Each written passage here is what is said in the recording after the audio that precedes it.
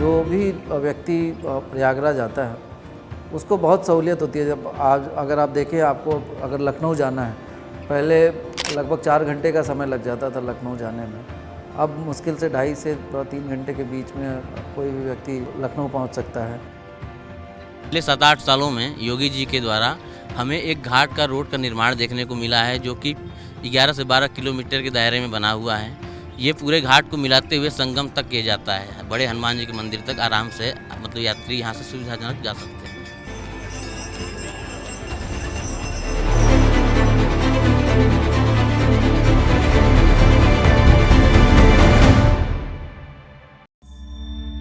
प्रयाग की पहचान सिर्फ एक शहर की पहचान नहीं, ये उस विश्वास की पहचान है जो हजारों सालों से भारत को एक सूत्र में बांधे हुए है,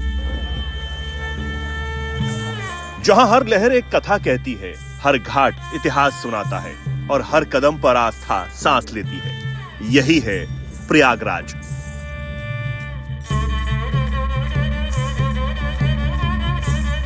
तीर्थराज, जहां सिर्फ गंगा और यमुना नहीं मिलती, यहां मिलती है भारत की संस्कृति, सभ्यता और सनातन की आत्मा। कहा जाता है सृष्टि की रचना से पहले ब्रह्मा ने सबसे पहला अश्वमेध यज्ञ यहीं किया था। शायद इसीलिए प्रयाग को तीर्थों का राजा कहा गया।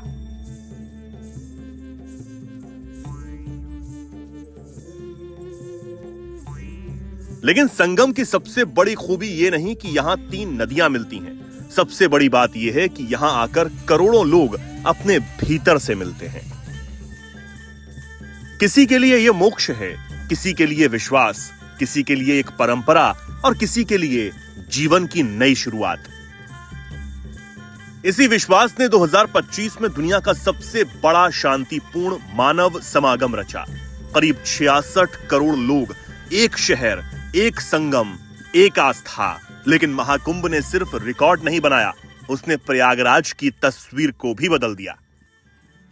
यूं तो इस दुनिया में कई शहर बसते हैं, लेकिन प्रयागराज जैसा शहर रचा जाता है, क्योंकि ये सिर्फ इमारतों और सड़कों से बनता शहर नहीं, बल्कि आस्था, इतिहास और विश्वास से बनता शहर है।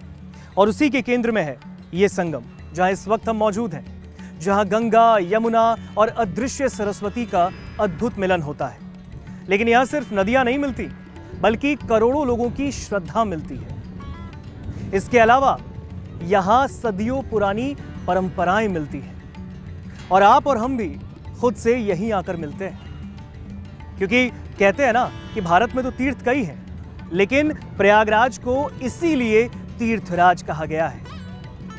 फिर चाहे वो सुबह की गंगा आरती हो या उससे लेकर महाकुंभ की करोड़ों भीड़ तक, ये शहर, ये जगह हमें एहसास कराता है कि भारत की आत्मा अगर कहीं सच में बसती है और उसे अगर आपको सही में महसूस करना है तो वो यही है, संगम के तट पर।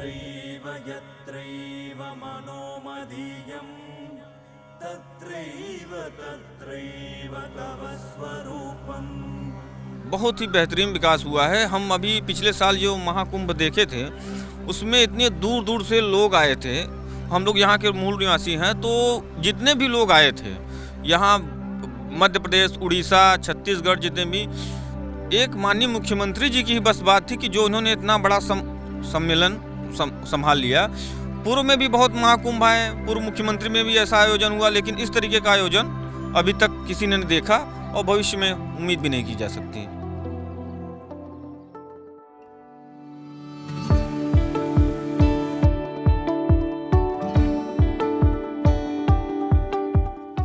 कभी लोग प्रयागराज सिर्फ दर्शन के लिए आते थे। आज यहाँ की बदली हुई सड़कें, गंगा पथ, नए घाट, फ्लाईओवर, रिंग रोड और आधुनिक व्यवस्थाएं खुद इस शहर की नई पहचान बन रही हैं। यानी जहां आस्था हजारों साल पुरानी है, वहां विकास बिल्कुल नया। प्रयागराज को अगर आप धार्मिक शहर के तौर पर देखेंगे तो फिर आपको इस शहर की आधी तस्वीर ही दिखाई देगी, क्योंकि पिछले कुछ सालों में इस शहर ने अपने आप को बदला है। वो भी यहाँ के बड़े प्रोजेक्ट्स तक ही। यहाँ की डेवलपमेंट सीमित नहीं है। आज यहाँ चौड़ी सड़कें हैं, बेहतर ट्रैफिक मैनेजमेंट है, नए फ्लाईओवर्स हैं, गंगा पथ है, और सबसे बड़ी बात तो यह है कि शहर को विकसित करने के लिए उस तरीके से काम किया गया है कि यहाँ के आम लोगों के लिए उनके रोजमर्रा की जिंदगी में आसानी हो सके। यही नहीं, महाकुंभ के तैयारियों ने भी सिर्फ इसको यहाँ के आयोजन के लिए नहीं बल्कि आने वाले कई दशकों तक बेहतर और व्यवस्थित शहर बनाने का काम किया है। सबसे खूबसूरत बात हमें प्रयागराज की यही लगी। इस शहर ने विकास के नाम पर अपनी आत्मा नहीं बदली, सिर्फ लोगों की सुविधा को बढ़ाया है। घाट वही है, आरती वही है, संगम वही है, बस वहां तक पहुंचना पहले से कहीं ज्यादा आसान हो गया है। शायद यही असली विकास होता है। जो भी व्यक्ति प्रयागराज आता है उसको बहुत सहूलियत होती है। जब आज अगर आप देखें, आपको अगर लखनऊ जाना है, पहले लगभग 4 घंटे का समय लग जाता था लखनऊ जाने में। अब मुश्किल से 2.5 से 3 घंटे के बीच में कोई भी व्यक्ति लखनऊ पहुंच सकता है। एयर कनेक्टिविटी की बात हो या रेल कनेक्टिविटी की बात हो, आम नागरिक के लिए बहुत ही सुचारू। गंगा एक्सप्रेसवे अभी जिसका लोकार्पण हुआ, दिल्ली और उधर मेरठ और उधर के लोगों के लिए प्रयागराज आना पहले बहुत ही मुश्किल काम था, बहुत समय लगता था। अब 5.5 से 6 घंटे में लोग आ सकते हैं। अगर संगम ने इस शहर को आध्यात्मिक पहचान दी है तो आजाद पार्क ने इसे देशभक्ति की पहचान दी। यहीं चंद्रशेखर आजाद ने अपनी आखिरी सांस ली, लेकिन अंग्रेजों के सामने झुकना स्वीकार नहीं किया। प्रयागराज की मिट्टी में आस्था भी है और आजादी की आग भी।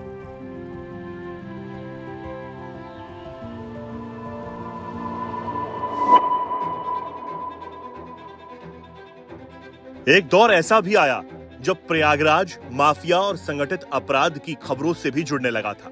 जमीन पर अवैध कब्जे, रंगदारी और बाहुबल की कहानियां इस शहर की छवि पर एक साया बन चुकी थी। लेकिन पिछले कुछ सालों में तस्वीर बदली है। कानून व्यवस्था को प्राथमिकता दी गई, संगठित अपराध के खिलाफ ताबड़तोड़ कार्रवाई हुई, अवैध कब्जों पर बुलडोजर चले और जिन जमीनों पर कभी माफिया का कब्जा था वहां आज गरीबों के आशियाने हैं।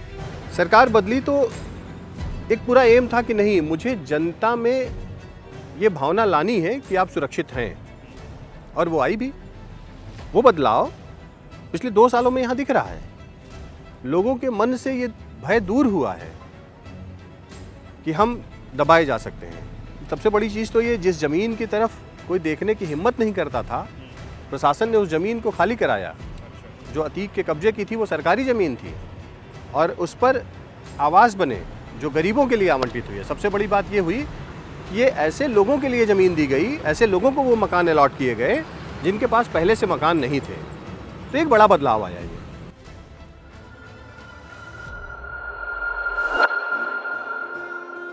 प्रयागराज सिर्फ तीर्थराज नहीं, ज्ञान राज भी है। महर्षि भारद्वाज के आश्रम से लेकर इलाहाबाद विश्वविद्यालय तक इस शहर ने सिर्फ संत ही नहीं, देश के प्रधानमंत्री, न्यायविद, कवि, लेखक और विचार भी दिए हैं। प्रयागराज की कहानी सिर्फ मंदिरों में नहीं लिखी गई, खुसरो बाग की दीवारों ने भी इतिहास देखा है। 1857 की क्रांति देखी है और आज यहीं इलाहाबादी अमरूद की खुशबू दुनिया तक पहुंच रही है।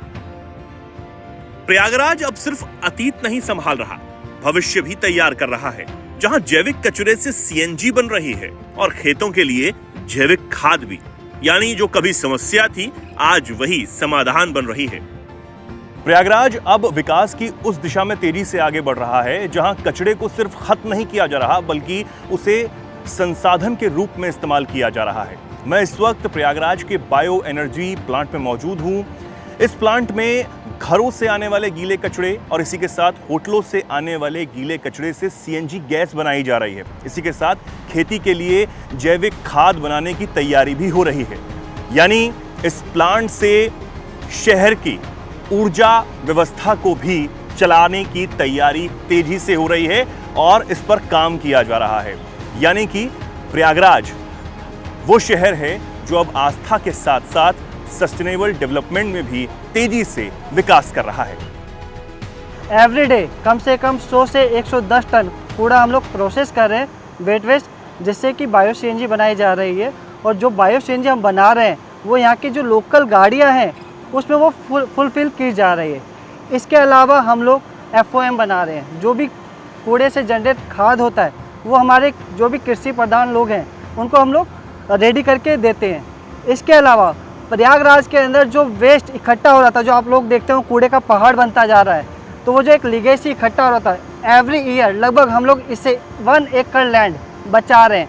1 एकड़ लैंड जब लगभग इतना होता है जिससे कोई भी एक परिवार लगभग 1 से 1.5 साल तक कंटिन्यू खाना खा सकता है। इससे हमारा जो बेनिफिट है 2 चीज़ है। एक जो गीले कचरे को हम लोग जो प्रोसेस कर रहे हैं उससे जो शहर का जो सफाई हो रहा है, शहर सुंदर और स्वच्छ बन रहा है, उसमें बेनिफिट है। और दूसरा है कि जो गीला कचरा से जो हम लोग CBG बना रहे हैं उसमें हमारा कार्बन उत्सर्जन में भी हम लोग सपोर्ट कर रहे हैं। ये अगर किसी शहर के विकास को समझना हो तो उसकी सबसे ऊंची इमारत मत देखिए, उस घर को देखिए जहां पहली बार कोई महिला अपने दम पर कमाने लगी। प्रयागराज की हजारों महिलाएं आज यही कहानी को लिख रही हैं। प्रयागराज, जहां इतिहास कभी खत्म नहीं होता, जहां आस्था कभी पुरानी नहीं पड़ती और जहां विकास परंपरा का हाथ पकड़कर आगे बढ़ता है। यही है तीर्थराज प्रयागराज, जहां संगम सिर्फ नदियों का नहीं, भारत के अतीत, वर्तमान और भविष्य का होता है। बढ़ते यूपी के 75 जिले, 75 कहानियां।